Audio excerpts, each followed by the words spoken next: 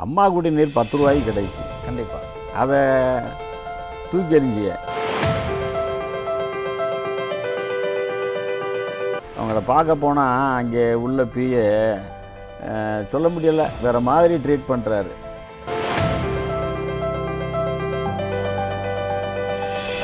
ஓட்டு போட்டால் மாற்றம் வரும், ஆட்சிக்கு வந்தால் நம்ம கோரிக்கை நிறைவேறும் சொல்லிட்டு நினைச்சோம்.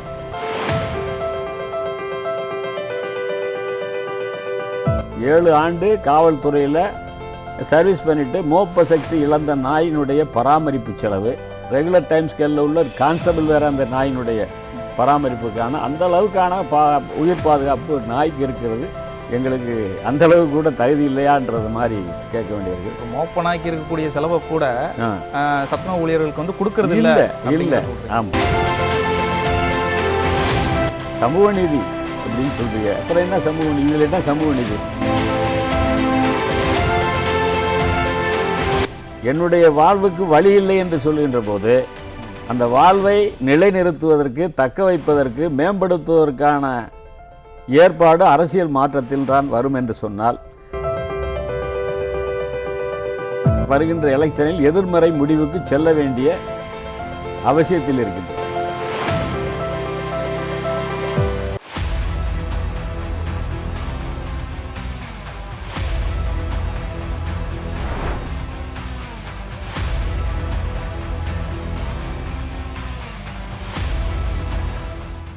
நியூஸ் ஜே நேயர்களுக்கு வணக்கம். சொல்லிடி நிகழ்ச்சியில் மீண்டும் உங்களை சந்திப்பதில் மகிழ்ச்சி. இன்றைய நிகழ்ச்சிக்கு விருந்தினராக தமிழ்நாடு சத்துணவு அங்கன்வாடி கூட்டமைப்பு சங்கங்களின் மாநில அமைப்பாளர் திரு மாயமலை அவர்கள் வந்திருக்கிறார். ஐயா வணக்கம். வணக்கம். இன்றைக்கி வந்து பார்த்தீங்க அப்படின்னா தமிழ்நாட்டில் நிறைய போராட்டங்கள் போய்கிட்டு இருக்குது. செவிலியர்கள் போராட்டம், தூய்மை பணியாளர்கள் போராட்டம் சொல்லிட்டு ஏகப்பட்ட போராட்டங்களை இன்றைக்கி நம்ம பார்த்துட்ருக்கோம். அந்த வகையில் இன்றைக்கி சத்துணவு ஊழியர்களுடைய போராட்டத்தை வந்து நீங்கள் தேதி அறிவிச்சிருக்கிறீங்க, 7ஆம் தேதி நடத்த போகிறதா. இப்போ பத்திரிகையாளர்களையும் சந்திச்சு வந்திருக்கீங்க, அதை பற்றி கொஞ்சம் டீட்டெயிலாக சொல்லுங்கள். இந்த சந்தர்ப்பத்தில் நாங்கள் சொல்லக்கூடிய கருத்துக்களை, எங்கள் கோரிக்கைக்கான நியாயங்களை மக்கள் மன்றத்தில் எடுத்து சென்று எங்களுக்கான நியாயத்தை நியூஸ் ஜே வழங்கி கொடுக்க வேண்டும் என்று நான் கேட்டுக்கொள்கின்றேன், நம்புகின்றேன். இன்றைக்கு பத்திரிகையாளர் மன்றத்தில் நாங்கள் முன்னெடுத்திருக்கக்கூடிய போராட்டங்கள் 7/1/2026 அன்று சத்துணவு அங்கன்வாடி மையங்களை மூடிவிட்டு அன்றைய தினம் மாவட்ட தலைநகரங்களில் பெருந்திரள் ஆர்ப்பாட்டம் நடத்துவது ஒன்று. இரண்டாவது, 30/1/2026 அன்று சென்னையில் மாநிலம் முழுமைக்கும் உள்ள லட்சத்துக்கும் மேற்பட்ட சத்துணவு அங்கன்வாடி ஓய்வூதியர்களை திரட்டி பேரணியாக சென்று மாண்புமிகு முதலமைச்சரிடம் பெருந்திரள் முறையீடு செய்வது. இந்த 2 இயக்கங்களிலும் எங்களது கோரிக்கையில் முன்னேற்றம் எதுவும் ஏற்படவில்லை என்று சொன்னால், 3/2/2026 முதல் காலவரையற்ற வேலைநிறுத்தம், சத்துணவு அங்கன்வாடி மையங்களை தமிழகம் முழுவதும் மூடிவிட்டு தொடர் மறியல் போராட்டத்தில் ஈடுபடுவது என்ற போராட்ட அறிவிப்பை பத்திரிகையாளரிடம் பகிர்ந்து கொண்டு இங்கே வந்திருக்கின்றோம். அந்த போராட்டத்தின் மூலம் நாங்கள் முன்வைத்துள்ள 10 அம்ச கோரிக்கைகள், அதில் பிரதானமாக சத்துணவு அங்கன்வாடி ஓய்வூதியர்களுக்கு சிறப்பு பென்ஷன் வருவாய் கிராம உதவியாளர்களுக்கு வழங்குவது போல ரூபாய் 6750 அகவிலைப்படியுடன் வழங்க வேண்டும், முதலாவது கோரிக்கை. இரண்டாவது கோரிக்கை, சத்துணவு அங்கன்வாடி ஓய்வூதியர்களில் 10 ஆண்டு பணி முடித்தவர்களுக்கு இளநிலை உதவியாளர்களுக்கு வழங்குவது போல் 19,500 ரூபாய் அடிப்படை ஊதியமாக, 10 ஆண்டுக்கு மேல் பணி முடித்த சமையலர் உதவியாளர்களுக்கு அலுவலக உதவியாளர்களைப் போல 15,700 அடிப்படை ஊதியமாக மாற்றி காலமுறை ஊதியம் வழங்க வேண்டும்.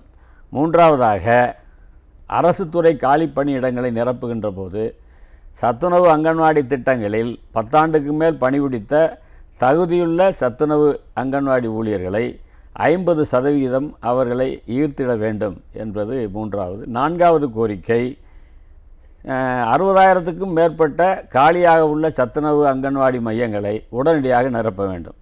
இது 4 பிரதான கோரிக்கைகள்.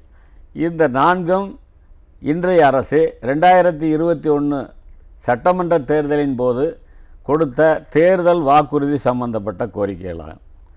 ஆக தேர்தல் வாக்குறுதிப்படி இந்த கோரிக்கைகளை நிறைவேற்ற வேண்டும். முதலாவதாக 6750 ரூபா சிறப்பு ஓய்வூதியம் இந்த பகுதிக்கு வழங்கப்பட வேண்டும் என்பது வருவாய் கிராம உதவியாளர்களுக்கு ஏற்கனவே வழங்கிக்கிட்டு இருக்காங்க. இப்போ நாம் ஏன் அதை கேட்குறோம்னு சொன்னால் 40 ஆண்டுக்கு மேல் இந்த திட்டத்தில் பணியாற்றியவர்கள், 60 வயசு 70 வயசு 80 வயசு கடந்தவர்கள், கடைசி காலத்தில் கையறு நிலையில் 66 ரூபா ஒரு நாளைக்கான அந்த குடும்பத்துக்கான சாப்பாட்டுக்கான ஏற்பாடுன்னு சொல்லி தான் பார்க்க வேண்டியிருக்குது. ஏன்னா அன்றைக்கி 66 ரூபாங்கிறது ஒரு நாளைக்கான 66 ரூபாயை வச்சு அந்த சம்பந்தப்பட்ட ஓய்வூதியருடைய குடும்பம் ஜீவனாம்சம் நடத்தணும். இன்றைக்கி சிறையில் இருக்கக்கூடிய கைதி, தண்டனை பெற்ற கைதி, குற்றம் செய்து கொலை செய்து கொள்ளையடித்து ஏதாச்சும் ஒரு கிரிமினல் நடவடிக்கையில் தண்டிக்கப்பட்டு தண்டனை கைதியாக சிறையில் இருக்கக்கூடிய அந்த கைதிக்கு ஒரு நாள் உணவுக்கான செலவு 136 ரூபா. அதையும் இதையும் கம்பேர் பண்ணுங்கள் எவ்வளவு மோசமானதுன்னு சொல்லிட்டு. ரெண்டாவது, காவல்துறை மோப்பனாய் 7 ஆண்டு காவல்துறையில் சர்வீஸ் பண்ணிவிட்டு மோப்ப சக்தி இழந்த நாயினுடைய பராமரிப்பு செலவு 200 ரூபாயாக இருந்தது. இன்றைய அரசால் 300 ரூபாயாக உயர்த்தி 9000 ரூபா மாதத்துக்கு பராமரிப்பு செலவு. இது போக அதுக்கு தடுப்பூசி போடுறது, அப்புறம் அதுக்கு அதை பராமரிப்பதற்கு ஒரு பெர்மனெண்ட் எம்ப்ளாயி, ஒரு பெர்மனெண்ட் கான்ஸ்டபிள், ரெகுலர் டைம் ஸ்கேலில் உள்ள ஒரு கான்ஸ்டபிள் வேறு அந்த நாயினுடைய பராமரிப்புக்கான அந்த அளவுக்கான உயிர் பாதுகாப்பு நாய்க்கு இருக்கிறது.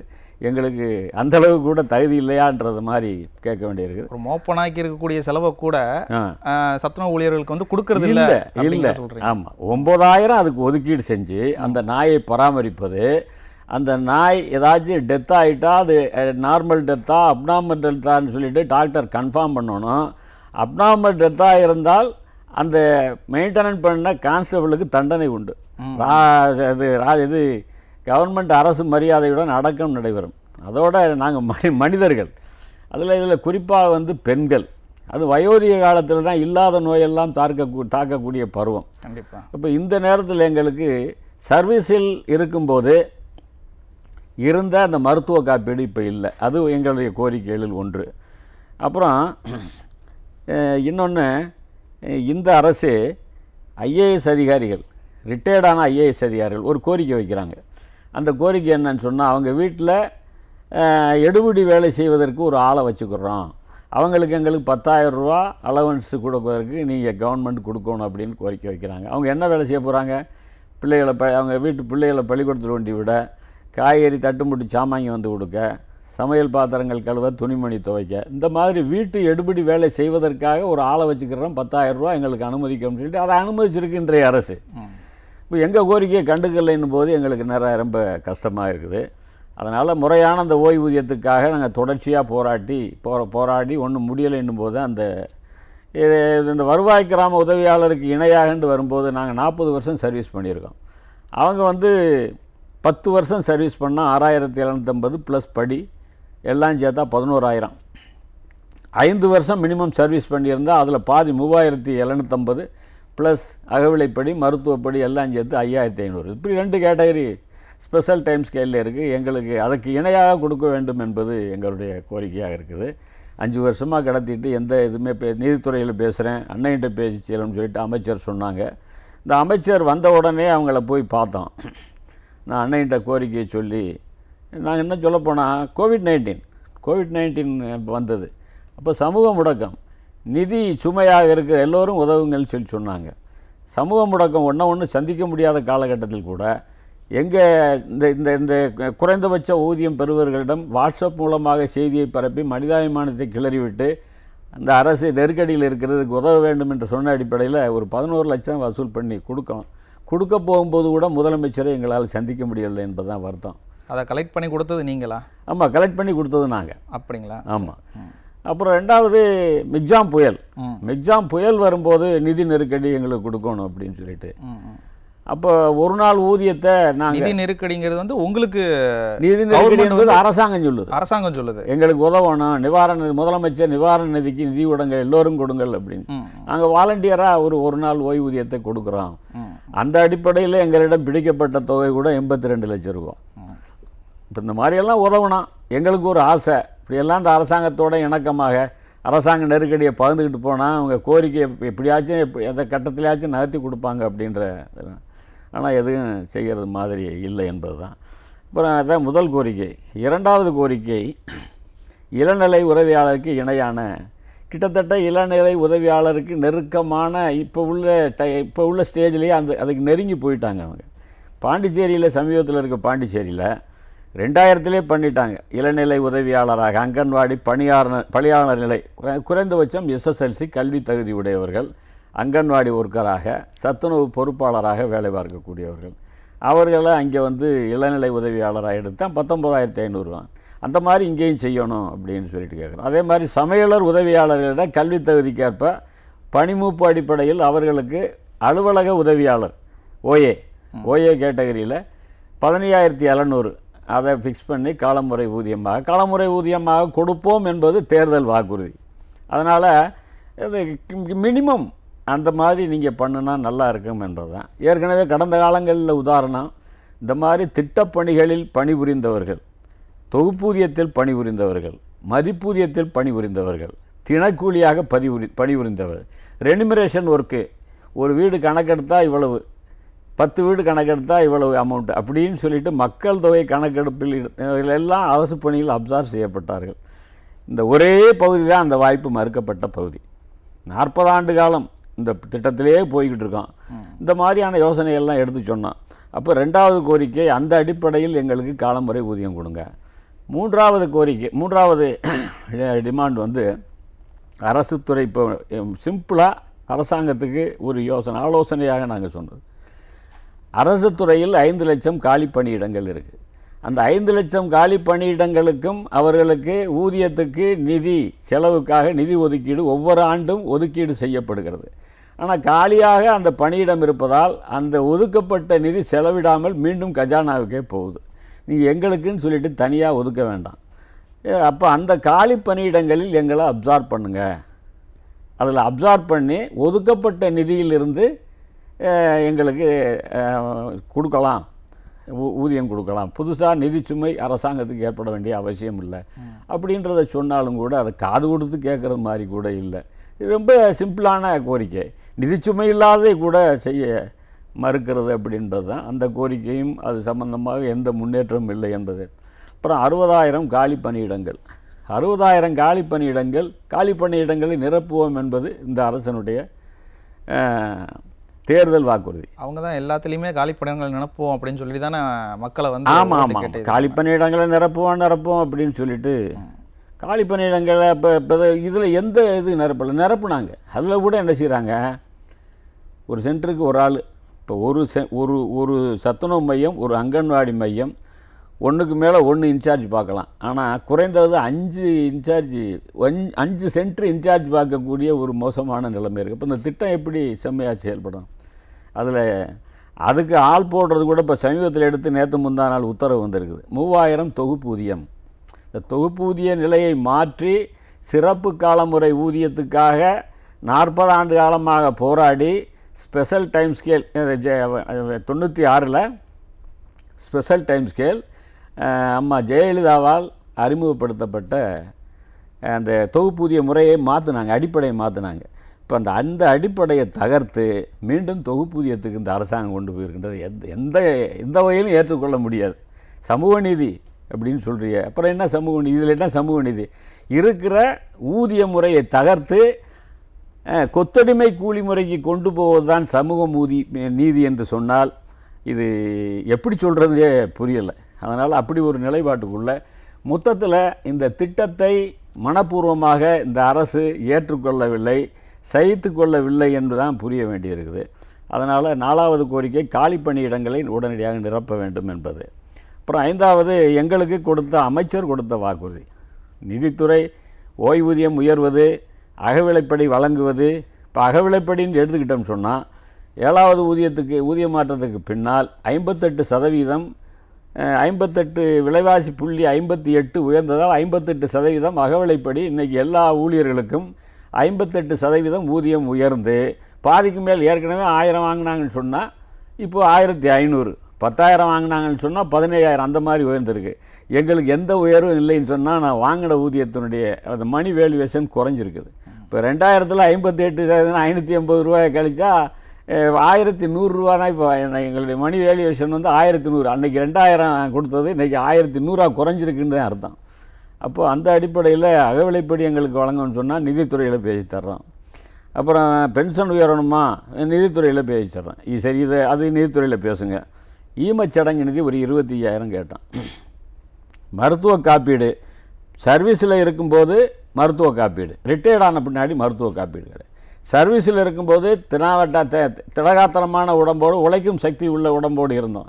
ரிட்டையர்ட் ஆன பின்னாடி உழைக்கும் சக்தி இழந்து இயலாமை முதுமையால் பாதிக்கப்பட்டு நோய்கள் தாக்குண்ட காலத்தில் இந்த சூழ்நிலையில் தான் மருத்துவ காப்பீடு தேவை. அதை இல்லைன்னு சொல்லிட்டாங்க. இது ரெண்டையும் நான் பண்ணி கொடுக்குறேன்னு சொல்லி சொன்னாங்க. பண்ணி கொடுக்க அது ஒரு போராட்டம் நடத்தின பின்னாடி தான் கூட்டமர்வுன்னு சொல்லிட்டு கூட்டமர்வுலையும் வாக்குறுதி கொடுத்தாங்க. இப்போ அது கருத்துரு போனால் நிதித்துறையிலவே முடங்கி 2 வருஷமாக நிற்கிது. அமைச்சர்கிட்ட கேட்டால் ஒன்றுமே பேச மாட்டேங்கிறாங்க. இது இப்படி நீடிச்சிட்டு போகுது. அதனால் இதை ஏற்றுக்கொள்ள முடியாது. இப்போ இதுங்க எங்கள் பெண்டிங் கோரிக்கையாக இருக்குது. அப்புறம் வந்து ஆண்டுக்கு 12 நாள் கேஷுவல் லீவ். அந்த கேஷுவல் லீவை 1 மாதத்துக்கு 1 நாள். இந்த 1 மாதம் இந்த மாதம் எடுக்கலைன்னு சொன்னால் அதோட எடுக்கலைன்னா போச்சு. ஆனால் ரெகுலர் எம்ப்ளாயீஸுக்கு எப்படி இருக்குது, 12 நாளையும் மொத்தமாக சேர்த்து எடுத்துக்கலாம். 12 நாளில் 10 நாள் தனிப்பட்ட முறையில், ஆண்டுக்கு 12 நாளில் 10 நாள் மொத்தமாக சேர்த்து என்ஜாய் பண்ணலாம். அப்போ ரெகுலர் எம்ப்ளாயீஸுக்கு உள்ளதை எங்களுக்கு அடாப்ட் பண்ணுங்கள் அப்படின்னு சொல்லிட்டு இது ஒரு கேள்வி அந்த பெண்டிங்கில் இருக்குது. இது நிதி சுமை இல்லாத ஒரு கோரிக்கை. எந்த நிதி சுமையும் கிடையாது. ஹாலிடேயே என்ஜாய் பண்ண போகிறோம், மொத்தமாக நாங்கள் என்ஜாய் பண்ணிக்கிறோம். தனிப்பட்டு 10 நாளாக எடுத்துக்கிறோம். எல்லாத்தையும் இல்லைன்னு சொன்னால் அரசு விடுமுறை வரும்போது இணைச்சி எடுத்துக்கிறோம் அப்படின்னு சொன்னால் இதை கூட நடைமுறை கொண்டு வரல என்பது ரொம்ப விசித்திரமாக இருக்குது. அப்புறம் அதே மாதிரி மகப்பேறு விடுப்பு அரசு துறை எம்ப்ளாயீஸுக்கு 12 மாதம் இருக்குது. இந்த பெல்ட்டுக்கு 6 மாதம்தான். மகப்பேறு என்பது எல்லாருக்கும் ஒன்று தானே, ஹியூமன் பீயிங் ஒன்று தானே. ஹியூமன் பீயிங்கில் அரசு ஊழியர் ஹியூமன் பீயிங் வேறு, அது சத்துணவு அங்கன்வாடி ஹியூமன் பீயிங் வேறு என்று பாகுபடுத்தி பார்க்குறது என்பது எப்படி சரியாக இருக்கும்? இப்போ சத்துணவு அங்கன்வாடி பெண் ஊழியர்களுக்கு வந்து மகப்பேறு விடுப்பே வெறும் 6 மாதம், வேறு 6 மாதம். ரெகுலர் எம்ப்ளாயீஸுக்கு 12 மாதம். இதெல்லாம் ஒரு நிதி சார்ந்த கோரிக்கையே இல்லை. இதை கூட அந்த செய்வதற்கு அதே மாதிரி மாதவிடாய் விடுப்பு வேணும் என்பதும் ஒரு கோரிக்கை. இது வரைக்கும் அமலில் இருந்ததுங்களா, இல்லாட்டி மாதவிடாய் விடுப்பு? மாதவிடாய் விடுப்பு இது வரைக்கும் இல்லை, பக்கத்து மாநிலங்களில் இருக்குது. அதை வேணும்னு சொல்லிட்டு கேட்குறான். மகப்பேறு விடுப்பு இந்த மாநிலத்தில் இருக்குது, ரெகுலர் எம்ப்ளாயீஸுக்கு இருக்குது, சர்வீஸ் எம்ப்ளாயீஸுக்கு இல்லை அப்படின்றது தான். அப்புறம் ஓய்வூதியத்தில் விட இன்னொன்று, பாண்டிச்சேரியில் அவங்க ஓஏபியும் பென்ஷன் அவர்கள் சர்வீஸுக்கு தகுந்தாப்பில் ஒரு 2000 ரூபா, அப்புறம் அதுபோக அங்கே உள்ள ஓஏபியும் சேர்த்து என்ஜாய் பண்ணிவிட்டு 3500 4000 வரைக்கும் அங்கேயெல்லாம் இருக்கிறாங்க. இங்கே இந்த 2000 விட்டு அசைய மாட்டேங்குது என்பது தான். சரிங்க, இப்போ நீங்கள் இவ்வளோ கோரிக்கைகளை வந்து இந்த கவர்மெண்ட்டுக்கு சொல்கிறீங்க, வச்சுருக்கிறீங்க. இப்போ என்ன கேள்வின்னா, நீங்கள் இந்த கடந்த 4 கிட்டத்தட்ட இந்த ஆட்சியை முடிஞ்சிருச்சு, முடிய போகுது, இன்னும் சில மாதங்கள்லேயே இந்த ஆட்சி முடியும். அதுதான் எல்லாருமே எதிர்பார்த்துக்கிட்டு இருக்கிறாங்க. ஆனால் இப்போ இவ்வளவு காலம் நீங்கள் வைக்காமல் அந்த கோரிக்கையை ஏன் இப்போ கடைசி நேரத்தில் வைக்க வேண்டிய காரணம் என்னங்க? கடைசி நேரத்தில் நாங்கள் வைக்கலை. இந்த கோரிக்கைகள் தொடர்ச்சியாக அந்த ஆட்சி வந்ததுலேருந்து 2 வருஷம் நெருக்கடின்னு சொல்லிட்டே கடத்திட்டு வந்துட்டாங்க. நாங்களும் நெருக்கடியை பகிர்ந்து கொள்வதற்கான ஏற்பாடுகள்லாம் பண்ண ஏற்கனவே நான் சொல்லிட்டேன். ஆனால் அதுக்கு பின்னாடி போராட்டங்கள், நாங்களும் கூட்டமைப்பு போராட்டம், தனியான போராட்டங்கள் நடத்துகிறோம். ஆனால் அதை பற்றி கண்டுக்கிறவே இல்லை. என்னன்னே புரிய மாட்டேங்குது. ஏன் எதுக்காக கண்டுக்காமல் விட்றாங்க இந்த அரசு? எனக்கு மீண்டும் அதை சொல்கிறாருந்தா ஒரே ஒரு காரணம் தான், எம்ஜிஆர் சத்துணவு திட்டம். எம்ஜிஆர் சத்துணவு திட்ட ஊழியர்கள் இந்த ஒவ்வாமை இயல்பாக இன்றைக்கி உள்ள முதல்வருக்கு இருக்குது அப்படின்றது மாதிரி தான் எங்களுடைய புரிதல் வருது. வேறு எந்த காரணமும் இருக்கிற மாதிரி தெரியல. அதிமுக கொண்டு வந்ததுங்கிற ஒரே காரணம், அந்த ஒரே காரணம் தான். ஏன்னா அம்மா குடிநீர் 10 ரூபாய்க்கு கிடைச்சி, கண்டிப்பாக அதை தூக்கி எறிஞ்சிய நீ அப்பா குடிநீர் 5 ரூபாய்க்கு கொண்டு வாங்க.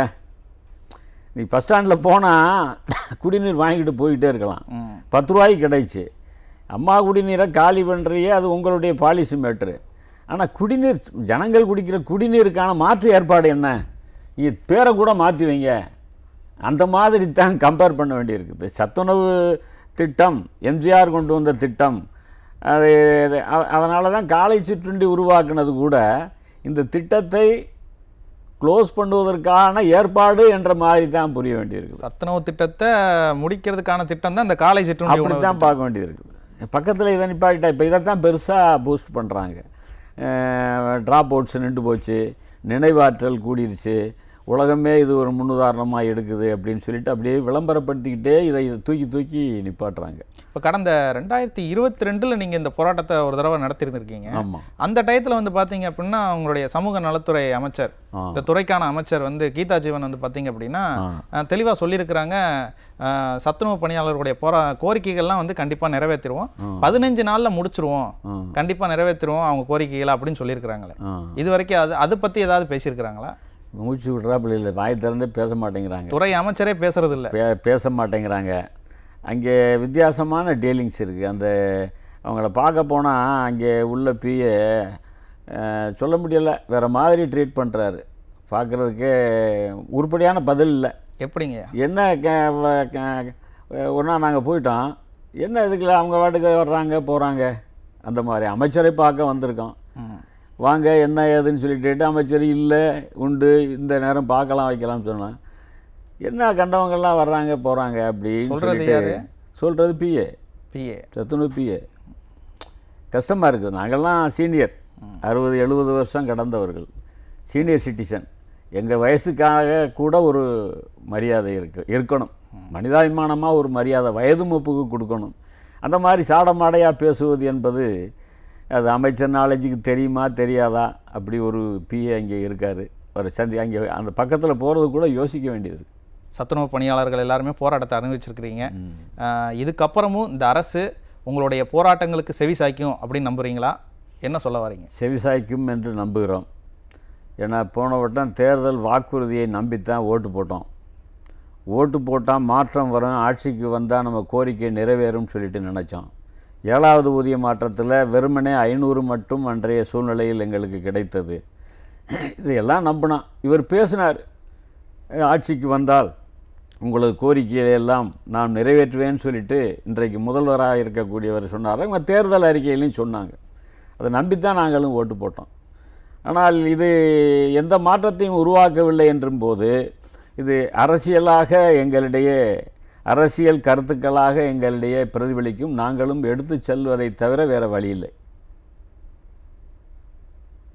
அதுதானே ஆயுதம். கண்டிப்பாக என்னுடைய வாழ்வுக்கு வழி இல்லை என்று சொல்கின்ற போது அந்த வாழ்வை நிலைநிறுத்துவதற்கு, தக்க வைப்பதற்கு, மேம்படுத்துவதற்கான ஏற்பாடு அரசியல் மாற்றத்தில் தான் வரும் என்று சொன்னால் அதை பற்றி சிந்திக்க வேண்டியது இருக்கும் என்பதை இந்த நேரத்தில் சொல்கிறது தவறில்லைன்னு நினைக்கிறேன். கண்டிப்பாக இன்னும் வாய்ப்பு இருக்குது, ஒரு 3 மாதம் வாய்ப்பு இருக்குது. சொன்ன கோரிக்கை, நீங்கள் சொன்ன கோரிக்கை பென்ஷன் முறைப்படுத்தப்படும். அப்போ முறையற்ற பென்ஷன் நாங்கள் பெற்றுக்கொண்டிருக்கிறோம் என்ற புரிதலில் இருந்து தான் அந்த பென்ஷன் முறைப்படுத்தப்படும் என்று சொல்கிறேன். இப்போ முறைப்படுத்துங்க. முறைப்படுத்தப்படும் சொன்னால் முறையற்ற பென்ஷன் அந்த நிலையிலிருந்து சொன்னதற்கு இன்றைக்கி அர்த்தம் இல்லாமல் போச்சு. அப்படி இன்னொன்று, சென்னை ஹைகோர்ட் ஒரு தீர்ப்பு சொல்லுது, 3850 குறைந்தபட்சம் சத்துணவு அங்கன்வாடி ஊழியர்களுக்கு வழங்க வேண்டும். இவர்களுக்கு வழங்கப்படாதது அநீதியானது, பாகுபாடானது, பகுத்தறிவற்றது, சட்டத்தின் முன் அனைவரும் சமம் என்ற அரசமைப்பு சாசன கோட்பாட்டுக்கு எதிரானது. அதனால் இவங்களுக்கு 3850 2.57 காரணி வழங்கப்பட வேண்டும் சொல்லி நாங்கள் போன வட்டம் நீங்கள் கோரிக்கை நடத்தும்போது ஜட்ஜ்மெண்ட்டை கொண்டு வந்து கொடுங்கன்னாங்க. ஜட்ஜ்மெண்ட்டை கொண்டு கொடுத்தோம், வாங்கி கிடப்பில் போட்டாங்க. கிடப்பில் போட்டாங்களே என்னன்னு சொல்லிட்டு நாங்கள் கண்டெம்ட் ஆஃப் கோர்ட் டைப் பண்ணும்போது அப்பீல் போயிட்டாங்க.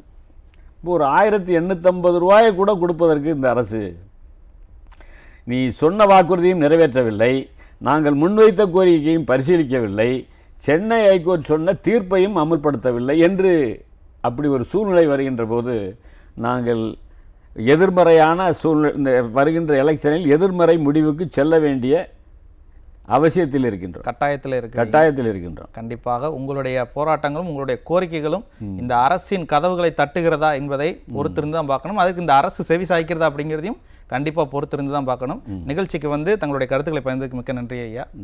நன்றி. நேயர்களே, மீண்டும் ஒரு நிகழ்ச்சியில் சந்திக்கலாம். நன்றி, வணக்கம்.